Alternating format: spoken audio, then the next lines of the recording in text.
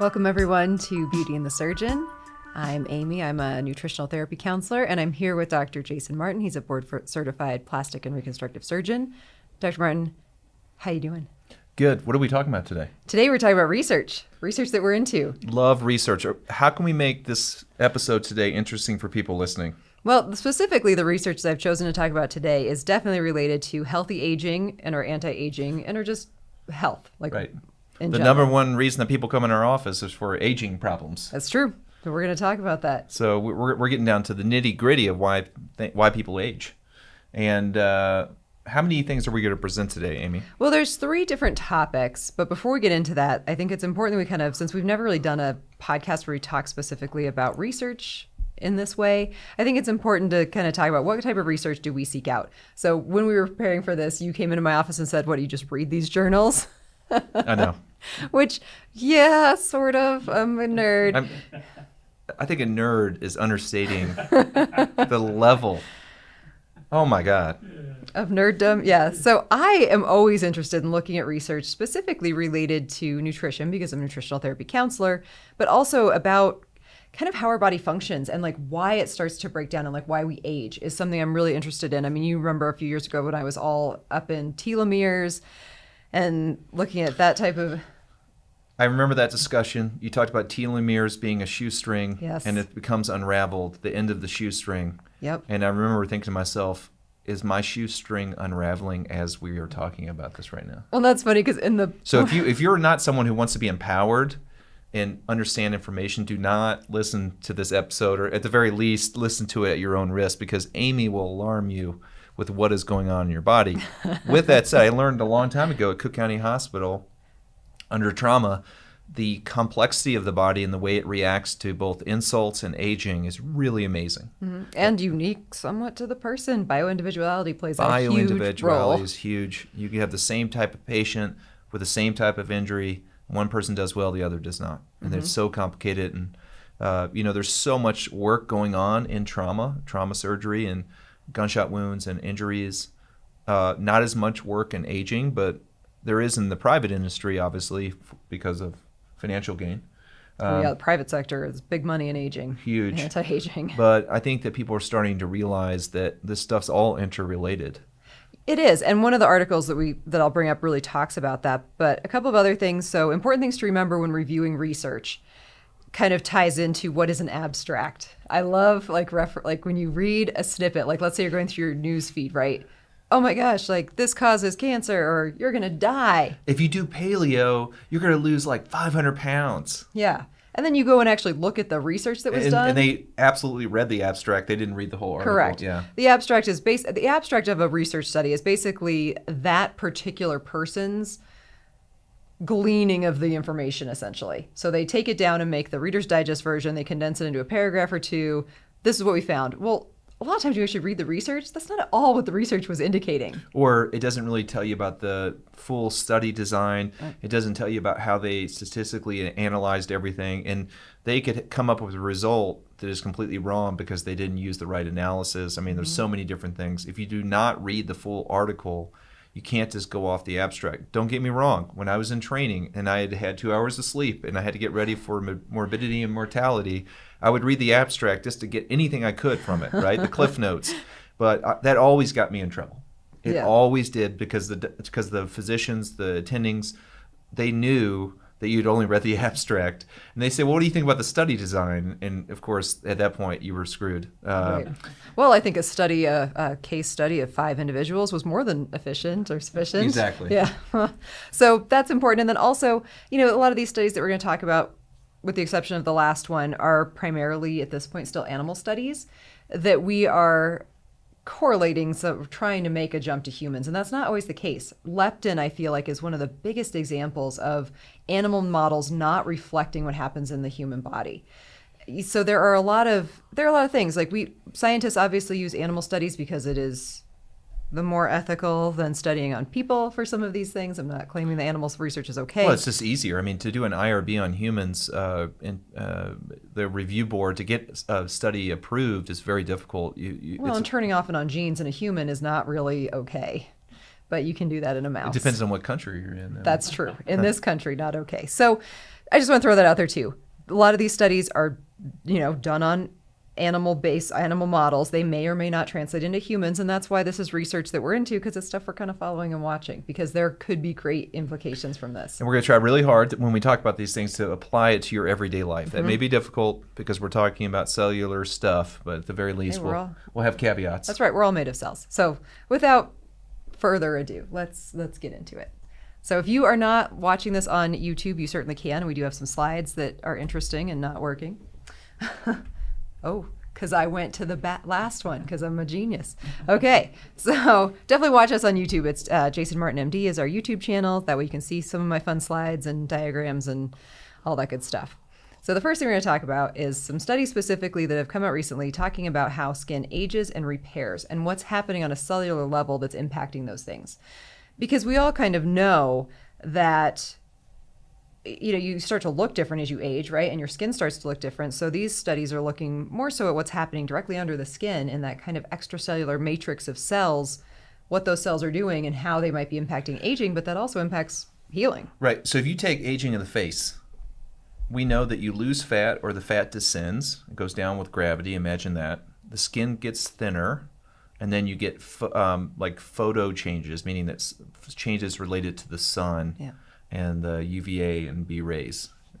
So, but then the question becomes, why?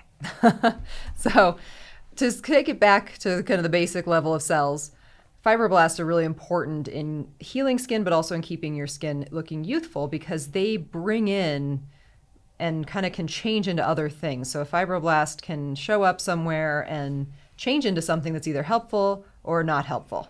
So I have a great little diagram here that kind of shows from an embryonic fibroblast all the way up to an aged fibroblast and how they start to kind of do different things. So in babies, fibroblasts are really cool because they can mature and become like a lot of things.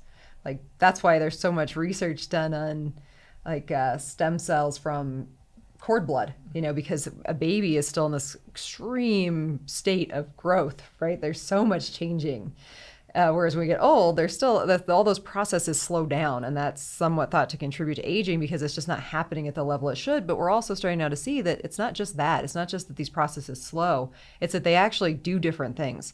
So these fibroblasts, they're thinking now come to this area under the skin and kind of forget what their job is. So they stop doing what they're supposed to. They lose their identity. And so fibroblasts make collagen. Collagen makes skin thick and tight, and that's what people want. You've heard collagen treatments, all this kind of stuff in the media, and you get these products and it talks about pro-collagen, collagen. That's basically if you want collagen, fibroblast is your best friend. Secondly, healing in neonates or even in utero, like in the uterus, that's why they do surgery sometimes of babies, like inside the uterus, because they've looked at the scars. They're either sometimes not you can't perceive them, or they heal way better. Yep. And so a lot of this relates to the fact that the neonatal fibroblasts and the cellular milieu at that time is way better for healing and aging. Reversing aging is kind of the same process. Yeah. Taking the stem cells from the cord blood. Really you can harvest these pluripotent cells, these cells that can turn into many different things, and they can have pretty miraculous results and changes for what you're trying to treat with that. Right, and to take it a little step further into more what we do, a lot of the treatments that we recommend for patients for resurfacing of their facial skin and other areas of their body cause micro injury. So they're like people have probably heard of micro needling or other things that are causing injury to the surface, but not, catastrophic injury. But those things force your body to need to heal. So what does that mean? It means fibroblasts are coming in. It's hopefully meaning those fibroblasts deposit collagen to heal this injury. And that in that process, perhaps you'll just have more collagen, right? Which is what our skin needs. We lose collagen. It's not the only thing that makes our skin have its strength. There are other things too, but it's the primary one. And also for wound healing. So if we go a little bit further and we look at kind of the aging skin versus young skin, and there are interesting studies too that we don't really have to get into today. At the very bottom of this diagram, if you're looking at it, you see the calorie restriction versus high-fat diet. They've shown, and this is with looking at like studies of extreme calorie restriction, you can somewhat turn off some of these aging processes in our cells. Like autophagy can be affected by that. However, Well, I mean, this whole autophagy thing, I mean, people are out of control with this. I mean, I feel like everywhere I go, people are talking about autophagy for everything. Like that's a process that's occurring, but it can't be the total answer. it's not. Caloric restriction in mice, yeah, they live longer. Right, in mice. Yeah. This So- is not correlated to humans. And this crazy group of people that are eating 500 calories a day for the rest of their life, God bless them, but that's not a life worth living, right? So there has to be some middle ground there. What is it? Compressed eating? What do you call that? The Intermittent fasting. intermittent fasting. Maybe there's some stuff there with autophagy, or autophagy. God, it's not autophagy. I know. I'm It's just joking. I heard autophagy. someone say that Yeah, on like, YouTube. They're nope. like, "What about autophagy?" I'm like, "That is not." That is not how you pronounce that word. It is USOB. autophagy. Yes. All right. So, anyways, we know that caloric restriction, at least in rats, has been shown to increase longevity, decrease certain problems, maybe even inflammation, et cetera, et cetera. Okay. However, that's not ever been shown in a human model. So what we do know for sure is that as we age, these dermal fibroblasts, so things that are underneath the skin, like in that layer above the muscle, under the skin. The collagen factories. Yep. They, they stop doing what they're supposed to do. They stop doing their job. It doesn't mean they're not there, but they stop doing their job. They're not putting out collagen anymore. They don't ever become anything other than just this little inert cell. So, like, what's going on with these fibroblasts? When we were young and like neonates and kids, like, we'd cut ourselves and they would just make collagen. It was like collagen party. And then what happens as we get older? Why aren't we making collagen anymore? These Amy? fibroblasts are not doing their job. They lose their identity. Why? We don't know. They're retired. They're retired. Nils says they retired. They got more money in their 401k. They don't care. Right? They don't care anymore. They've got other stuff to They're do. going up to the mountains with their little cabin. Yeah. So obviously, if we're losing collagen in our extracellular matrix, that area right below the skin, it's going to start to look aged. And then additionally, why does that impact wound healing? Well, the same reason. Like if you kind of look at the diagram on this one's really great because it shows basically healing in a young person versus healing in an aged person, just how much slower that process is. It still happens. It's just slower because there's less of the things that it needs to do it. So it's like building a house with half the stuff. You can still build a house. It's not going to be as fast or as good as the other house. Right. Your walls aren't going to be as thick. Your floors aren't going to be as thick. Yep. You have less material. Exactly. Yeah. It'll still get done, but it's not So going to the be as quick. same. So for people listening, when you're young and when you're old, the same cells are there. It's just the numbers are less. Is that what you're telling me? And what they're doing essentially. So Okay. they just are not doing, like they're not changing. These fibroblasts are not changing into the things that they need to do. Gotcha. So Right. So it's maybe not a numbers game. It's more of what the functionality, or what the fibroblast becomes to function as that thing it becomes. Correct. Okay. And this is new this is new that we're learning kind of that's what is happening. We always knew that collagen decreased, but didn't really understand why, right? Well, now we know that it's because these fibroblasts are kind of getting there and just not doing anything. They aren't doing their job anymore. It's so funny in this too, because if you think about it, healing and aging are all related. You and I have had this conversation before. I always say that with a thin skin, there's thin scar, and that's because it's probably in these areas of thin skin. Maybe you're not having this really strong scar response because you don't have all the cells there, to work correctly. Yeah, it's just slow to, it's a slower process. Or it's not as aggressive of a process. Yeah. That's really interesting. Yeah.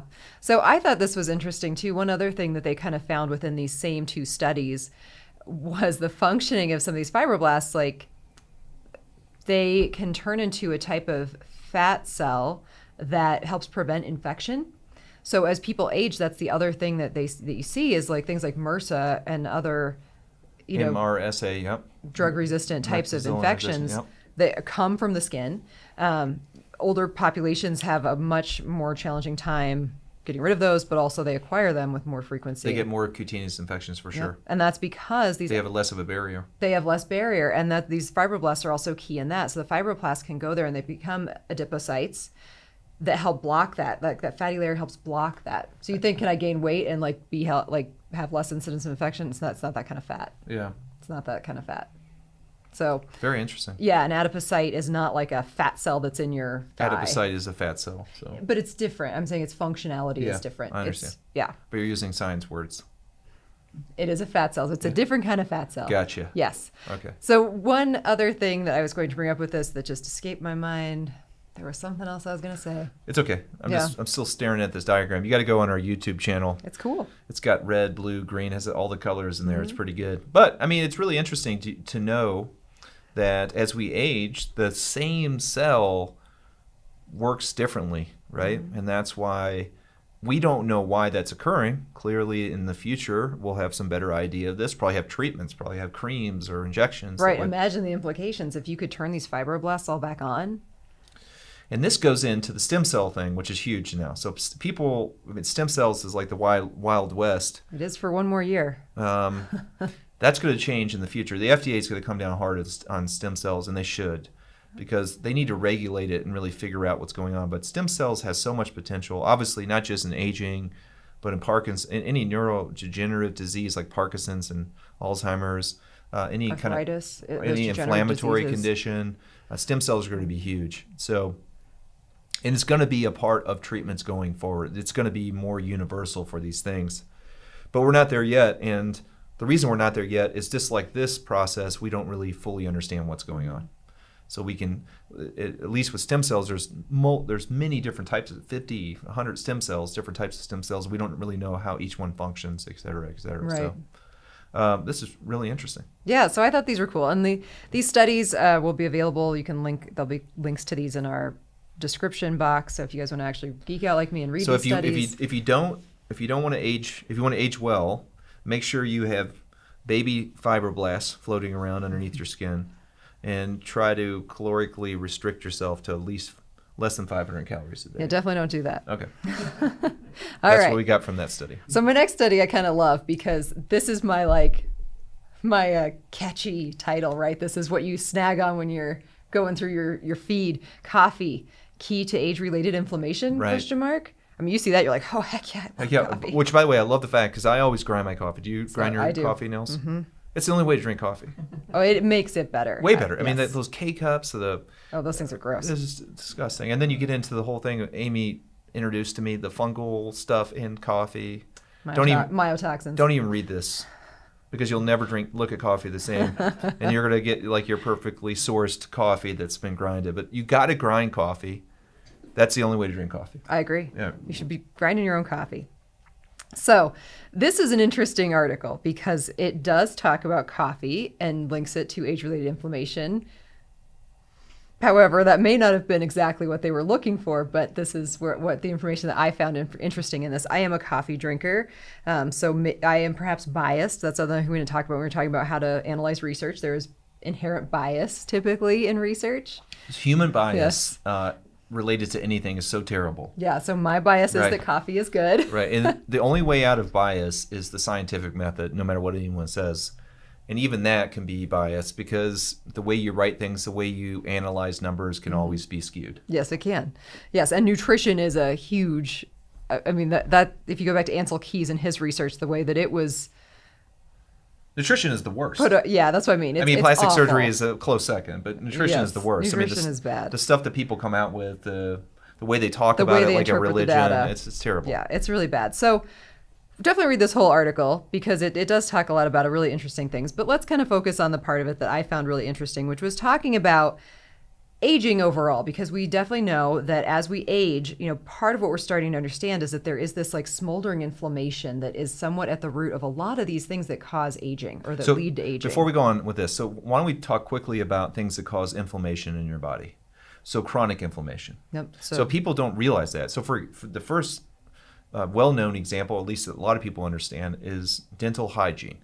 Right? They've shown that people that have bad teeth and dental caries or cavities and things like that have a higher incidence of cardiovascular problems and heart disease. Inflammation can also be related to good things like exercise can cause some acute inflammation, which is positive. Surgery, injury, those things can also cause inflammation. Diet can very much cause or help inflammatory states in the body. But I mean, the causes of inflammation: obesity, smoking, alcohol or drug intake, stress. Stress is big. big. So these chronic inflammatory states are the reason why the Americans are in terrible shape. Yeah, lack of sleep. So obesity alone, probably, besides having associated problems with diabetes and high cholesterol, wouldn't be so bad if you weren't in this chronic inflammatory state, which then probably leads to higher incidence of cancers and heart disease and everything else. Right, and I think that's important to state is why is inflammation bad? Because there are a lot of times when inflammation is good. Right. So controlled inflammation is good. And this is the problem you Like have acute because inflammation. you're a physician and everything. You're like, oh, I got to control inflammation. And then you lift weights and you're like, oh, I need inflammation. Because the inflammation, that damage is where you get to anabolism and the muscle building. Well, and same thing with recovery from surgery. Like you need inflammation to happen bring at the in site all of injury to bring in healing nutrients. Bring in all the nutrients and the cells that you need to heal. So it is complex. I mean, inflammation in itself is not bad. Correct. But chronic inflammation, not related to, surgery or things that were absolutely going on or working out, is a real problem for your health. And 100%, if you don't think that inflammatory states, like being stressed for a long time, and you don't think it ages you, go look at the presidents of the United States after prisoners 4 or of 8 war, years. Anybody who's been... Oh my gosh. Yeah. Obama went in looking really young, and he came out, he's like, totally looked older. Well, don't look at pictures of me from 8 years ago because you'd think the same thing. You look exactly the same.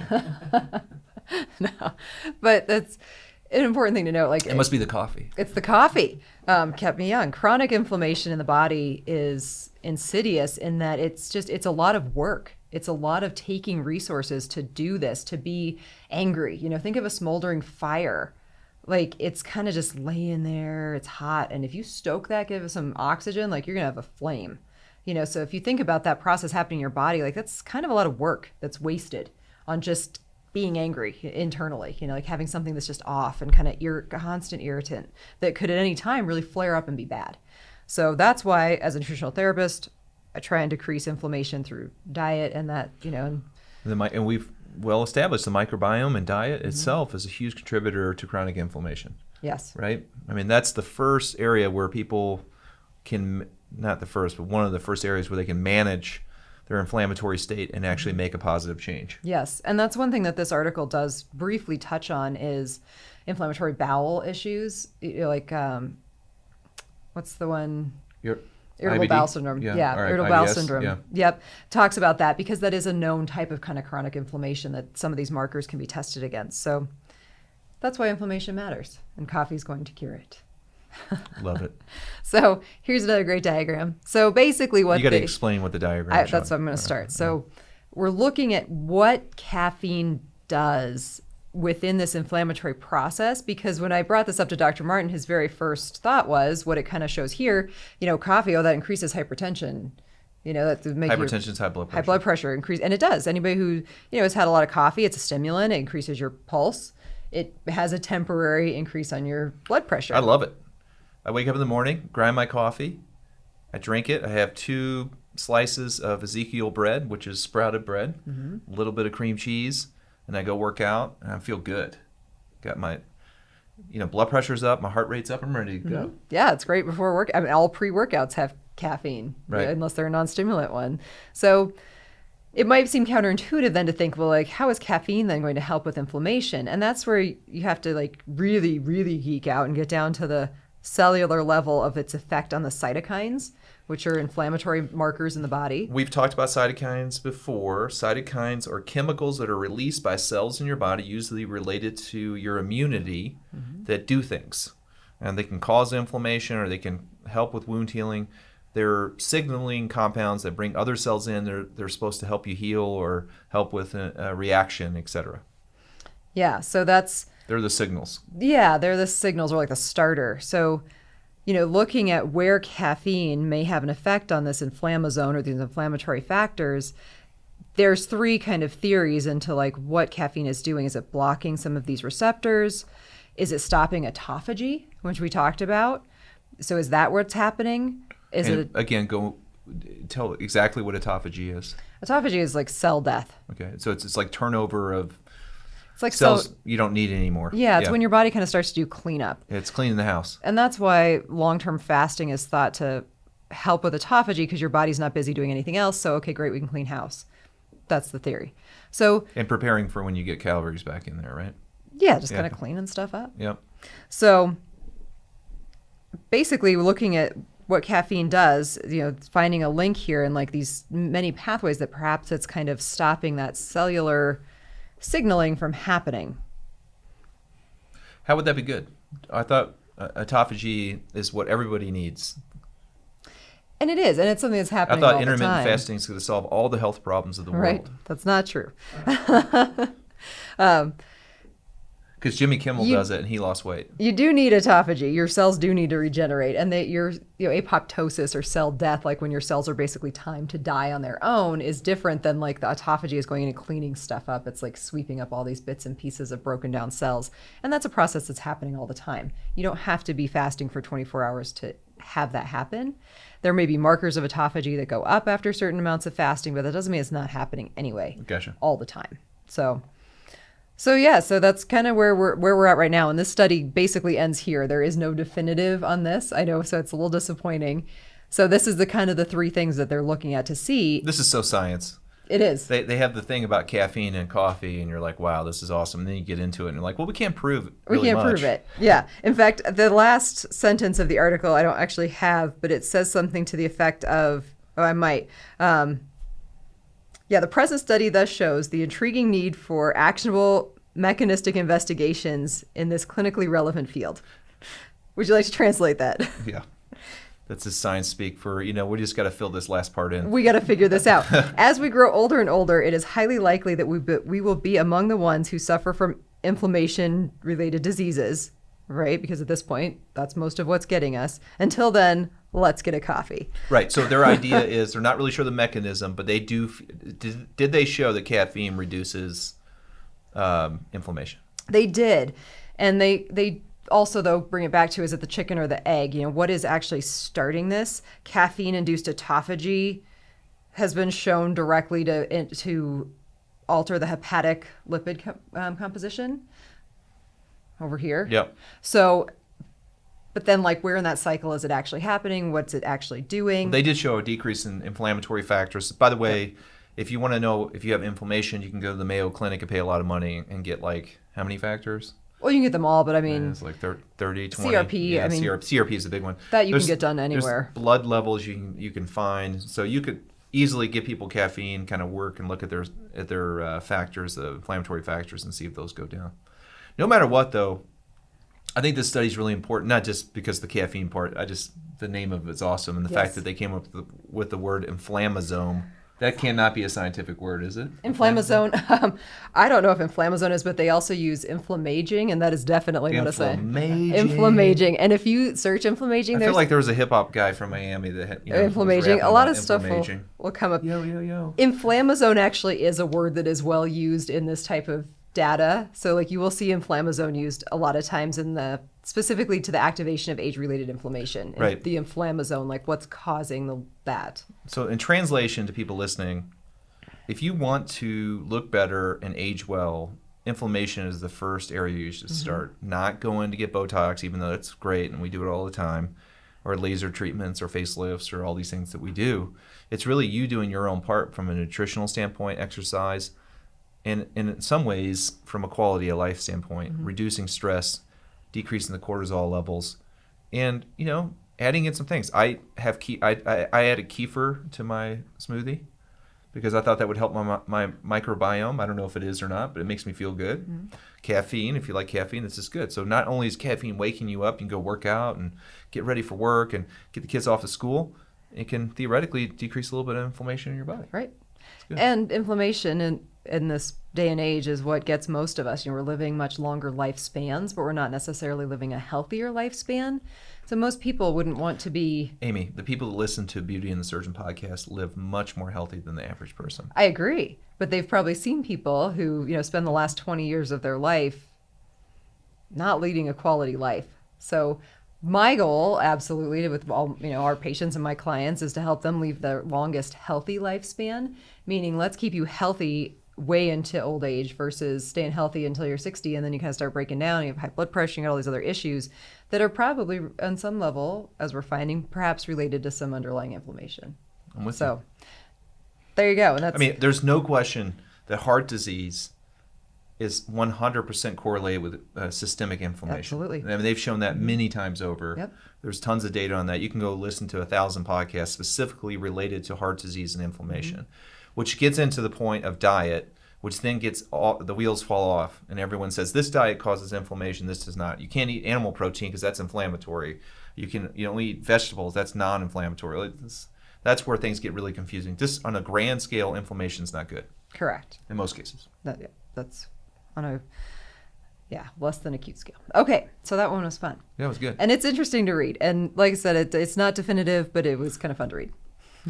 This one was great. And this study is talking about mindfulness. It was done in the UK.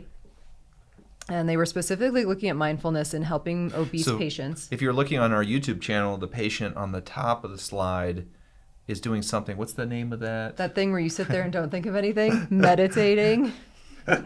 I still crack up that I couldn't remember what the word was. Yes. And I was like, that just shows I'll never be able to meditate, ever. Because you'll be thinking about the whole time, what is it I'm doing? Maybe I should just think about the word meditate, and that's that meditation. could be your mantra. Yeah. You need a mantra. Meditation could be your mantra. Spell it out. Okay. Meditation. Okay, so this was not a huge study. I think there were around 50 participants. It was done in the UK. It was for their scale of type 3 study. So I don't know what that correlates to IRB studies, but that means it probably wasn't a super... It was not double blind. It can't be. It's people. So this is our fun study, right? Yes. Okay. Well, I think the coffee one was kind of fun too. But it was great because they showed that they took the people basically into 3 groups. So one placebo group, right, who just got the diet training essentially, but none of the mindfulness training. The middle group got, I think, 2 sessions of mindfulness training, and then the main group got, I think, 6. And the group that got the most mindfulness training actually ended up losing over 6 pounds more on average than the people in the group that got the few sessions of mindfulness, and then even more than the people who got none. And part of it is just because these people were, they were not only more aware of what they were eating through mindfulness, but their self-reports. So of course they did their weight after, but they also, did interviews with them, asking them kind of how they felt about it. And one of the things that they said was that they felt like they were better able to plan meals in advance and felt more confident in self-management of weight loss moving forward after the study. So it just kind of shows that mindfulness could be great for losing weight, but it's because it kind of gets you more in touch with yourself, which is so key for not just weight loss, but for really anything. Recovery from surgery, really anything that we're doing in our life that we want to do well, being mindful about it and being in tune with ourselves is probably going to produce a better outcome. I mean, that's true. Yeah. Across the board. Yeah. I mean, it's even like we were talking about the other day about working out. You really spent time kind of working on that mind-muscle connection. That's mindfulness. What was the podcast you had me listen to? It was a great podcast. It was with Jeff Nippard and Brad Contreras talking about working out, really. The main thing I took from that was he was saying that mind-muscle connection, that you can actually work out better and get more gains for muscly people, but just a better workout, just more efficient, if you actually sit there and concentrate on the muscle you're trying to work out. Right, because you can actually, they can test this with actual EMGs. Electrode test, how much activation a muscle is getting. So that actually can be tested, which is actually kind of cool and unique for fitness. And also, those are also talking about studies that are hard to interpret. Fitness studies are challenging because there's the human component. Right. So I think that this study to me, just more than focusing just on the weight loss, really was great because it talks about, or, kind of brought up that people are just in general going to benefit from being more mindful in their everyday activities and how that can improve all of your life. I mean, so weight loss, we've talked about it many times before. It's a real problem. Mm-hmm. So we said that it was a BMI over 30. We had the episode with Dr. Matt Metz. He's a weight loss surgeon. Over 3 years, the success rate is less than 1%. For diet, any diet for weight loss. Well, because people, I think a lot of people go into a weight loss stage in their life out of maybe desperation, or they're not well thought out or planned, and they have no exit strategy. Right, and I think the mindfulness part forces you to actually think about what's going on. Even with me, like with your help, kind of following my macros, changing my diet around, losing weight.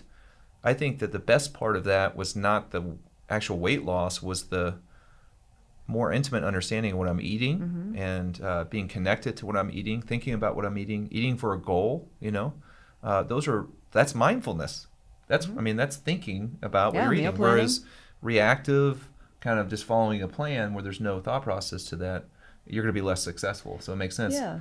Secondly, on the weight loss, and we've talked about this before, social pressures are huge. So if you look at programs like Weight Watchers, Jenny Craig is a food thing, but they have support systems like groups where they talk. Those tend to be more successful per the data than just you doing it on your own. Yes, and that works in the reverse as well. People tend to fall back into really bad habits if they're surrounded by people who have really bad habits. Right. We're kind of, as humans, we're social in nature, and we kind of like to conform to the group, right? So if you're in a group that's everybody's trying to lose weight and it's all really supportive, like, you're probably gonna be more likely to lose weight within that situation. Something about mindfulness and taking that approach to things, I think, helps people feel a little bit more in control of their own actions, not dependent on other people. So that might be a great thing to look at if you are wanting to lose weight or have struggled with weight loss in the past and would like to, kind of start again. Maybe incorporate some mindfulness training. And there are ways to do that online. Like, there are places that offer mindfulness training. So what would be mindfulness? I mean, what constitutes mindfulness? Like training. Sorry. A lot of it, the training itself, I'm not a mindfulness trainer, so I don't know. I've never been to a mindfulness course, but mindfulness in general, in our day and age, I think most people would say that the most part, their meals are eaten with some distracting factor. And I don't mean another person, I mean a device, a television, a phone, an iPad. That really distracts you from what you're doing. Like, is that mindful eating? Absolutely not. So being mindful is actually being focused on the task at hand. Same thing with working out. If you're about to go do a really heavy set of squats and you're on the phone with your buddy and you guys are joking, is that going to be a quality set of squats? No. Probably not. Because you're not focused on it. The same thing, like if someone drops a weight in the gym, like when you're in the middle of a set, it's very startling. So anything that's stopping you from being connected to what you're doing is probably distracting you from being completely aware of your actions in that moment. So if you are a compulsive eater or kind of mindless eater, meaning you just eat, which I think is many people's problems. Stress eating. Yeah, stress eating. Yeah. But you're not going to be able to stop doing those. Which is the one thing that food diaries or following your macros, it just slows you down, right? So you have to write it, literally take time to write it down. Right. If you're honest. If you're honest, yeah.